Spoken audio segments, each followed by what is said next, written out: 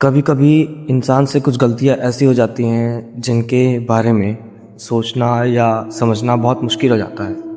और अनजाने में की हुई चीज़ों से कुछ ऐसी गलतियाँ इंसान अपने ऊपर सर पर ले लेता है जिससे निकलना बहुत मुश्किल हो जाता है। तो कुछ कहानी ऐसी है कि जिनमें कुछ लोग ऐसे आ जाते हैं, कुछ लोग ऐसे पीछे पड़ जाते हैं जो हम उम्मीद भी नहीं कर सकते कि ये चीज़ें ऐसी भी होती हैं। तो आज की कहानी भी कुछ ऐसी ही है। रमेश नाम का एक लड़का था, उसके ऊपर भी कुछ ऐसी चीज़ें आ गई जो एक अनजाने में की हुई गलती थी, लेकिन फिर वो उन चीज़ों से उलझ कर रह गया और बहुत मशक्क़त करने के बाद, बहुत भाग दौड़ के बाद, बहुत कुछ झेलने के बाद वो चीज़ें उसके ऊपर से उतरी। तो बिना किसी देरी की कहानी को शुरू करते हैं। कहानी पसंद आए तो कमेंट करके ज़रूर बताएं, और वीडियो पसंद आए तो वीडियो को लाइक करें, चैनल को सब्सक्राइब करें। तो आइए बढ़ते हैं कहानी की तरफ। तो कहानी कुछ ऐसी है कि रमेश नाम का एक लड़का था, यूपी के एक छोटे से गांव का लड़का था। तो शहरों में पढ़ने के लिए जाया करता था, क्योंकि गांव में उतनी सुविधाएं नहीं थी, तो शहरों में पढ़ने जाया करता था। तो एक बार की बात है जब वह रोज़मर्रा की तरह ऐसे ही शहरों में, जिस शहर में वो पढ़ता था उस शहरों में क्लास करने के लिए जाया करता था। तो एक दिन की बात है, दिन का शनिवार था और वो अपने घर से पढ़ने के लिए निकला और पढ़ाई करी, दिन भर पढ़ाई करी। और जब दोपहर ऑलमोस्ट शाम होने वाली थी, तो शाम के वक्त से वो वापस रिटर्न होने लग गया। फिर वो शाम को अपने घर की तरफ जब लौट रहा था, तो घर लौटने के बाद उसे रास्ते में बड़े अजीब सी चीज़ें महसूस होने लगी। उसे अजीब सी थकान महसूस होने लगी, जबकि उतना कुछ नहीं होता। एक साइकिल चलाने में इंसान को क्या ही हो जाता, तो उतना कुछ खास ज़्यादा थकान महसूस नहीं होता। लेकिन वो थकान उसके लिए कुछ ऐसी थी जैसे उसने बहुत दिन भर मेहनत करी हो, दिन भर कहीं मजदूरी करी हो, ऐसा थकान से लग रहा था। और सर में दर्द भी हो रहे थे, काफ़ी चक्कर की तरह आ रहे थे, सला रखे चक्कर आ रहे हैं उसे, ऐसा कुछ हो रहा था। फिर वो घर आया। घर आने के बाद अपने घर में आया, बैठा, अपनी माँ को सारी बातें बताई कि मैं बहुत थका हुआ महसूस कर रहा हूँ, जबकि कुछ किया नहीं मैंने। पढ़ाई भी एक नॉर्मल चीज़ है, उसमें सिर्फ दिमाग पर प्रेशर पड़ता है, तो सर दर्द होना लाजमी है, लेकिन थकान से बहुत महसूस हो रही थी। तो उसकी माँ ने कहा कि कोई बात नहीं, ऐसा होता है, कभी कभी इंसान कुछ ज़्यादा ही थक जाता है, लेकिन उसे पता नहीं चलता कि उसने ऐसा क्या किया है। तो ऐसी चीज़ें नॉर्मली होती रहती हैं। तो फिर शाम हुई, फिर रात भी हुई। रात हुई तो लोग अपने अपने घरों में आ जाते हैं, वो भी अपने घर में आया। मिलके वो खाना पीना खाया और फिर सोने चले गए। फिर वो दिन निकल गया, फिर कुछ खास बात नहीं हुई, लेकिन उसकी थकान जो थी वो कम ही नहीं हो रही थी। सर दर्द बुर्दर से हो रहा था, थकान कम नहीं हो रही थी, उसकी हालत बहुत ख़राब हो रही थी। और सबसे बड़ी अजीब बात है कि सर दर्द उसका तेज़ी से बढ़ता जा रहा था, जैसे कहीं किसी ने सर पे मारा हो, या फिर बहुत गंदा सर दर्द, एक बहुत बुरी तरीके का हेडेक हो रहा था उसका। तो उसे समझ में नहीं आ रहा था कि ऐसा क्यों हो रहा है, क्योंकि सर दर्द इतना ज़्यादा भारी होना बहुत अजीब बात है। नॉर्मली स्टार्टिंग में सर दर्द जो होता है वो हल्का फुल्का होता है, लेकिन वो सर दर्द बहुत भारी तरीके से हो रहा था, बहुत तेज हो रहा था। उसे समझ में नहीं आ रहा था। फिर उसने घर पे बात बताई, तो इस बार उसकी माँ ने इस बात को थोड़ा सा ज़्यादा सीरियसली लिया, और सीरियस लेने के बाद उसे दिखाने की कोशिश की। तो उसके पिताजी को बताया कि जब से आया है तब से ये सर दर्द के लिए बोले जा रहा है, तो कुछ ऐसा हो, एक बार उसको दिखा ले, या फिर कुछ और कोई बात कर, देख के एक बार बात करके। तो उसके पिताजी ने बोला कि कोई बात नहीं है, दवाई दे दो, दवाई खा के सो जाएगा। अगले दिन फिर शाम हुई, उसे दवाई दी गई और दवाई खा के वो सो गया। दवाई ले तो ली, पर उसका सर दर्द ठीक ही नहीं हो रहा था। उसे समझ में नहीं आ रहा था कैसा सर दर्द क्यों हो रहा है। उस बहुत परेशानी हो रही थी, उसे कुछ समझ में नहीं आ रहा था कि सर दर्द क्यों हो रहा है। फिर भी उसने रात में उठकर ये बात अपनी माँ को बताई कि सर दर्द अभी भी ठीक नहीं हुआ है, अभी भी वैसा ही दर्द कर रहा है।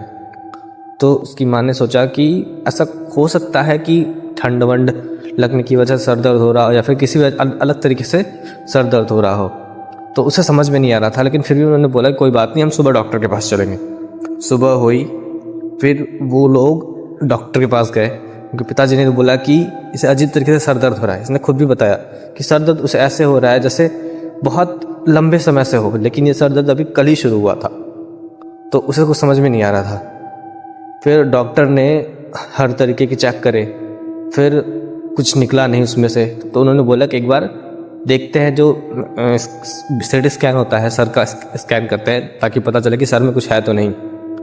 तो स्कैन करने के बाद भी कुछ खास पता नहीं चला। उन्होंने बोला कि सर में तो कुछ है नहीं, ऐसा दर्द क्यों हो रहा है। तो फिर उसके बाद वो घर आए, डॉक्टर ने जब दवाई दी, दवाई लेके वो घर आए। घर आने के बाद बोला कि ये दवाई रेगुलर खाते रहना, उसके बाद ये ठीक हो जाएगा। वो घर आया, घर आने के बाद वो दवाई दी, वो खाना खाया, खा के दवाई खाई और सो गया। रात में उसे ऐसा महसूस हो रहा था कि कोई बहुत तेज उसके सर पे हथौड़ा मार रहा है, बहुत तेज उसके सर पे कोई हथौड़ा मार रहा है। वो परेशान होकर उठ बैठा। तब उसे समझ में आया कि ये एक सपना था। फिर किसी तरह से वो थोड़ा बहुत टहल के वापस सोने गया। फिर दोबारा जब वो सोने गया, सोने के बाद फिर उसे वही चीज़ लग रहा था कि कोई उसके सर पे बहुत तेज हथौड़ा मार रहा है, उसके सर को बुरी तरह से हिला रहा है। समझ में नहीं आ रहा था कि उसके साथ ऐसा क्यों हो रहा है। वो उठा और उठ के बैठ गया। रात भर वो सोया नहीं। फिर अगली सुबह हुई तो उसने ये सारी बात अपनी माँ को बताई कि उसे रात में क्या क्या महसूस हो रहा था। उसकी माँ ने कहा कि सर दर्द हो रहा है, इस वजह से ऐसी उल्टी सीधी चीज़ें दिमाग में आ रही हैं, ऐसा कुछ सोच रहा है वो। तो उसे ऐसा वजह समझा बुझा कर फिर उसे दवाई खिलाई और निकल गया। दवाई से इस बार थोड़ी सी हल्की सी राहत मिली, थोड़ा सर दर्द उसका कम हुआ। लेकिन फिर शाम होते ही वो सर दर्द बुरी तरह से बढ़ गया। बहुत तेज दर्द करता, उसे समझ में नहीं आ रहा था कि मैं क्या करूं। वो परेशान हो रहा था।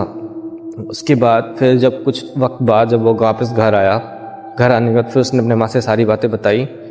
तो उसकी माँ ने देखा कि उसके सर पे अजीब से दाने दाने से हो रहे हैं, जबकि उसका चेहरा बहुत साफ हुआ करता था। तो सर का जो हिस्सा था, जो आगे का, जो जिसको फोरहेड बोलते हैं, ललाट बोलते हैं, उस पर अजीब से दाने दाने हो रहे हैं। उन्हें समझ में नहीं आ रहा था कि ये अचानक से कैसे हो गया। डॉक्टर ने भी चेक करा है, जिसमें से कुछ भी नहीं निकला और कोई इन्फेक्शन वगैरह भी ऐसा कुछ खास नहीं था। तो ये दाने दाने कैसे हो रहे हैं। और वो उसके ललाट में पूरे दाने दाने भर गए थे, उसके सर के अगले हिस्से में पूरे दाने दाने भर गए थे। उसे समझ में नहीं आ रहा था।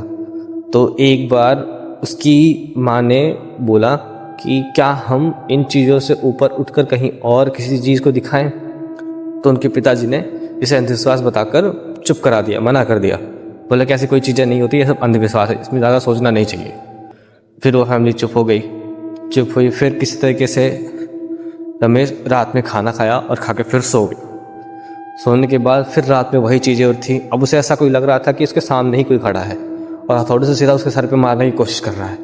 वो बहुत परेशान हो रहा था, उसे समझ में नहीं आ रहा था। फिर अगली सुबह जब वो जगने के बाद जब वो सुबह उठा, उसने हाथ पैर धोए, तो जब वो अपना चेहरा धुल रहा था तो उसे अजीब सा महसूस हो रहा था। जब उसने अपने सर पे हाथ लगाया तो उसे बड़ा अजीब सा महसूस हो रहा था।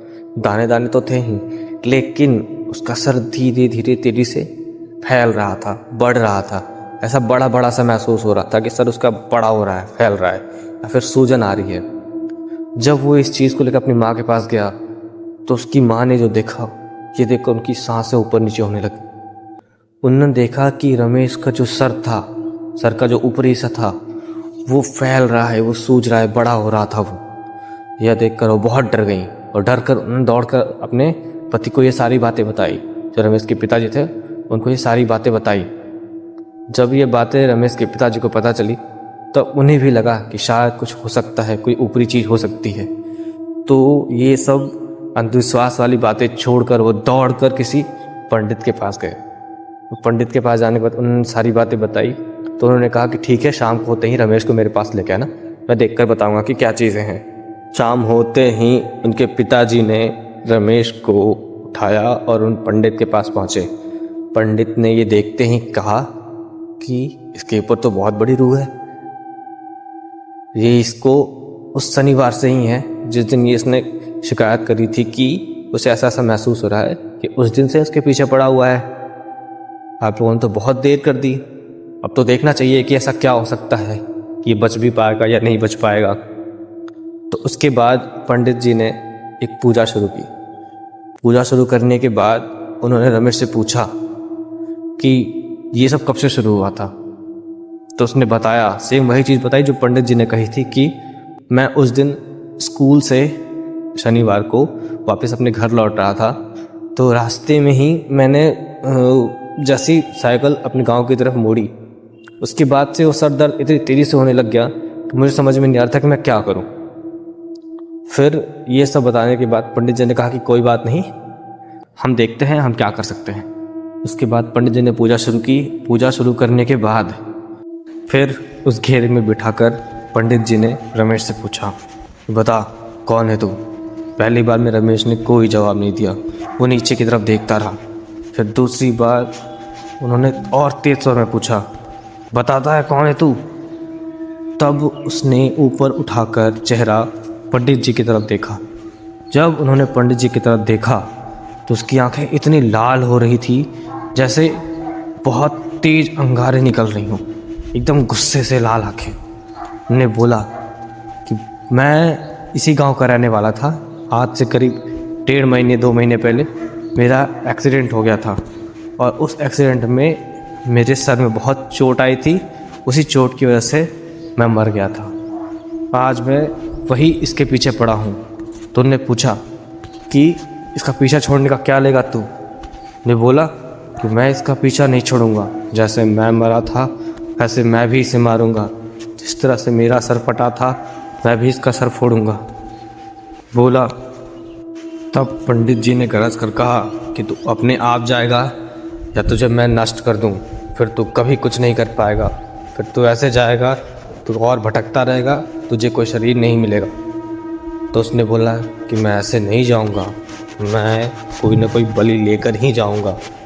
तब उसके बाद पंडित जी ने पूछा कि बोल क्या चाहिए तुझे। तो उसने कहा, मैं भी इसकी तरह पढ़ाई किया करता था, मैं भी पढ़ने जाया करता था। उसी पढ़ाई के टाइम पे जब मैं वापस लौट रहा था तभी मेरा एक्सीडेंट हुआ था, तो उसी एक्सीडेंट की वजह से मैं मर गया था। मेरी कोई ज़्यादा अधूरी इच्छाएं नहीं है, बस मुझे कोई बलि चाहिए, कोई बलि मुझे दे दो, मैं यहाँ से चला जाऊँगा। तब उसके बाद उन्होंने बोला कि ठीक है, तुझे मैं एक बकरे की बलि दे देता हूँ, तो उसे लेने के बाद तो इससे हमेशा के लिए छोड़कर चला जाएगा। तो इसके बाद पहले तो उसने अपनी लाल आँखों से सबकी तरफ देखा। फिर उसने बोला कि सिर्फ बकरे की बलि नहीं, मुझे इसके सर के पूरे बाल चाहिए, इसे पूरा गंजा करवा दो। उसके बाद पंडित जी ने वही किया, लेकिन इस बात का कोई किसी को समझ में नहीं आ रहा था कि उसने सर के बाल क्यों मांगे। तो ये कहानी आपको आगे बता देगी कि इसमें सर के बाल उसने क्यों मांगे थे, उसने ऐसा क्यों कहा था कि सर के बाल चाहिए। उसके बाद पंडित जी ने एक बकरा मंगवाया। इसके माता पिता ने एक बकरा कहीं से अरेंज किया, कहीं से मंगवाया, और मंगवा कर फिर उसके बाद उस बकरे की बलि दी गई और फिर इसका पूरी तरीके से मुंडन कराया गया। सर पे एक भी बाल नहीं थे। तो ये सब होने के बाद कुछ वक्त बाद फिर वो आत्मा इसके ऊपर से चली गई, फिर ये ठीक हो गया। लेकिन अभी जो कहानी का ट्विस्ट था कि ये चीज़ उसके ऊपर कैसे आया, ये सुनकर आपके होश उड़ जाएंगे। आपका दिमाग एकदम अजीब तरीके से बिहेव करेगा कि ये ऐसा भी हो सकता है, ऐसी भी चीज़ें होती हैं क्या दुनिया में। तो पंडित जी बताते हैं कि ये आत्मा इसके ऊपर तब आई थी जब ये स्कूल से लौट रहा था और लौटते वक्त इसने पेड़ के किसी कोने में पेशाब कर दिया था। तो ये आत्मा उस पेड़ पे नहीं रहती थी, उस लड़के का बाल, जब उसने बाल कटवाए थे उस लड़के का बाल नाई अपने पास रखता नहीं है, क्योंकि छोटे छोटे बालों का कोई खास कोई ज़रूरत नहीं होती, वो कहीं बिकते नहीं हैं। तो उस लड़के का बाल नाई ने समेट कर उसी पेड़ के कोने वाले एरिया में फेंक दिया था, जो एक तरह से कूड़ा कचरा था, उसी कचरे में फेंक दिया था। उसी कचरे में फेंकने के बाद जब वो बाल फेंका था तो इस लड़के ने उसी पेड़ के पास जाकर पेशाब कर दिया था। उसी वजह से ये आत्मा उसके पीछे आकर लग गई थी। तो अब ये आत्मा जा चुकी है, अब ये बिल्कुल ठीक है। लेकिन ध्यान रखो, ऐसी ऐसी जगहों पे कोई कभी भी पेशाब ना करो, कुछ अनर्गल चीज़ें ना करो, कोई नशा वशा ना करो जिससे कोई चीज़ तुम्हारे पीछे आकर लग जाए। तो कहानी कुछ ऐसी ही थी भाई। बस आप लोगों के लिए यही चीज़ है कि ऐसी जगहों पे ध्यान दो, इसको इतना मतलब इग्नोर ना कर किया जाए। देखा जाए पेड़ों के नीचे या फिर ऐसी कोई चीज़ होती है तो इन चीज़ों पर भी ध्यान रखा जाए। तो दोस्तों ये थी आज की एक डरावनी कहानी कैसी लगी कमेंट करके ज़रूर बताएं। वीडियो पसंद आए तो वीडियो को लाइक करें, चैनल को सब्सक्राइब करें। मिलते हैं अगली वीडियो में, तब तक के लिए अपना ध्यान रखें, खुश रखें। जय श्री राम।